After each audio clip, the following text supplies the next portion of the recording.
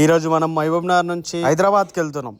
ఆగండి ఈ కొంచెం వీడియో చూసుకోండి. నేను పోయే దారిలో ఒక గుంత వచ్చింది. ఆ గుంతలో వాడి లేస్తే సీదా ఎల్లమ్మ గుడి దగ్గర వెళ్ళిన. అట్లా అని అమ్మవారిని దర్శించుకొని దారిలో దయ్యం పట్టిన చెట్లను చూస్తూ స్వర్గం లాంటి రోడ్ పైకి వచ్చిన. పక్కనే ఉన్న పొలంలో నుంచి అని చెప్తుండే ఒక తాత. నేను తిరిగి చూసే మళ్ళీ ఎవరు లేడు, బొందలగడ్డ ఉంది. మీరు నిజమా అనే లోపే నేను హైవే మీదకి వచ్చేసిన. ఈ నుంచి సీదా పోతే ఆడికే పోతాం. అందుకే లారీ నన్ను అడిగిన ఏడికి పోతామని. అన్న ఐటంగా ఆడికే పోతామని చెప్పిండు. అదే హైదరాబాద్. ఈడ బోర్డు పెట్టిరు నువ్వు ఏడికి పోలేవు అని. అందుకే బండి టోచు కొట్టుకుంటూ పోతారు. ఇప్పుడే పరిగి ప్యాలెస్ దాటేసిన.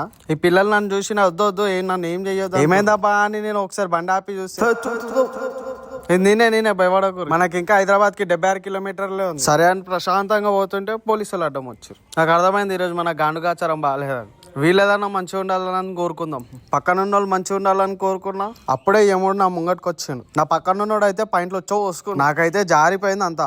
ఆ జారిపోయిన టైట్ చేసుకునే లోపు మనం నార్సింగ్ గిట్టంగా వచ్చేస్తాం. అట్లా అన్నందుకు తాత కోపం వచ్చినట్టుంది. వచ్చి ఆటోతోటి గుద్దుతుంది. తాతకు ఒక డైలాగ్ కొట్టి నేను గచ్చిబొల్లి గిట్టంగా వచ్చేసిన. అదేంటంటే